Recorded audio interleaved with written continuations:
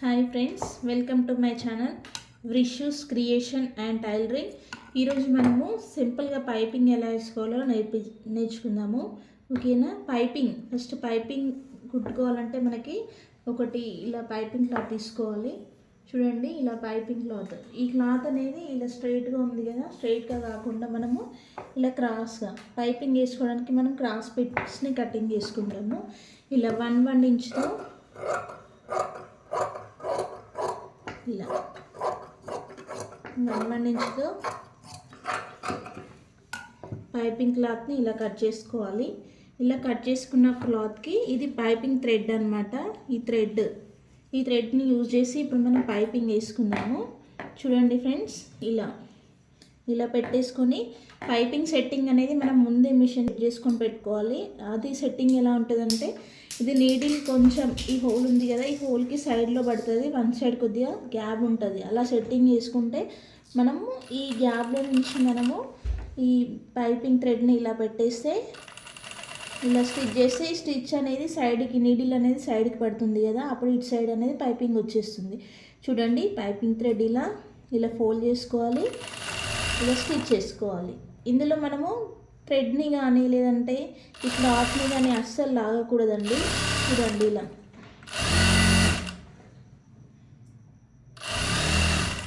ఇలా ఫోల్డ్ చేసుకుంటూ స్టిచ్ చేసుకుంటూ వెళ్ళిపోవాలి. చూడండి ఫ్రెండ్స్, ఇప్పుడు ఇలా అయిపోయిన తర్వాత ఈ ఎక్సెస్ పార్ట్ అంతా కట్ చేసేసుకోవాలి. మనం ఒక 1/2 ఇంచ్ ఉంటే సరిపోతుంది మనకి, అప్పుడే ఫినిషింగ్ అనేది నీట్గా వస్తుంది.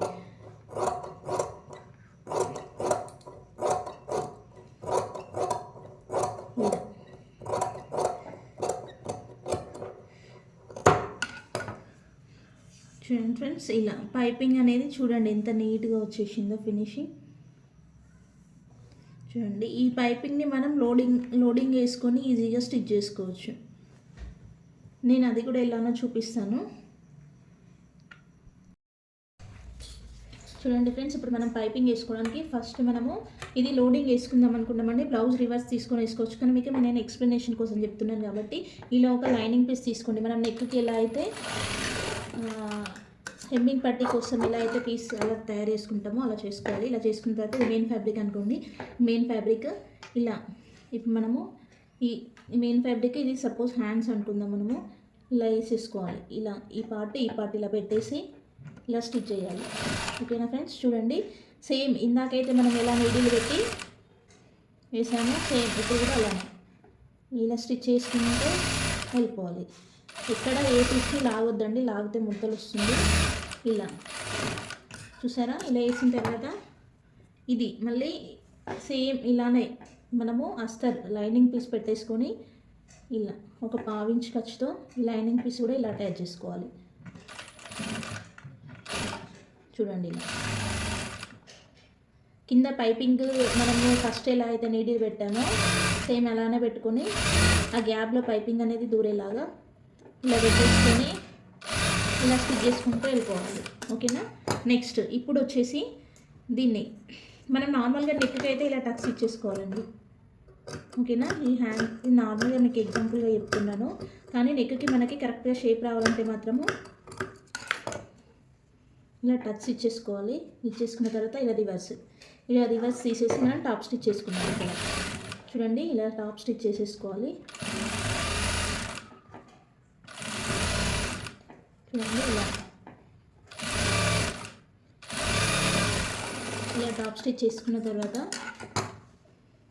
దీన్ని మనం ఇలా రివర్స్ తీద్దాం.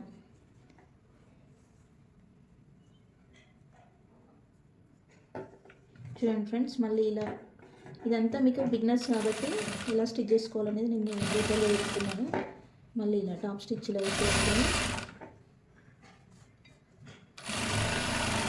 ఇలా మళ్ళీ main fabric side top stitch చేసేసుకోవాలి.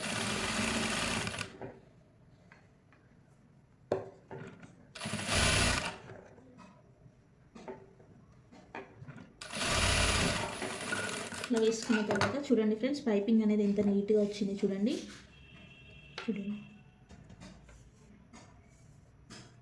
ఇప్పుడు ఈ లైనింగ్ ఉంది కదా, మనం దీన్ని మామూలుగా హెమ్మింగ్ పట్టి ఎలా పెట్టుకుంటామో అలా పెట్టేసుకోవచ్చు.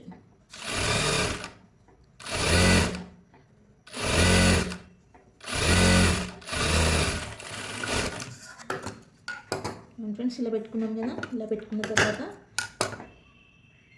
ఇలా దూరం కుట్టేసేసుకొని హెమ్మింగ్ పట్టీకి ఇలా అయితే దూరం కుట్టేసుకుంటామో తర్వాత హెమ్మింగ్ చేసుకుంటాం కదా మనం, సేమ్ ఇక్కడ కూడా అలా చూడండి ఫ్రెండ్స్.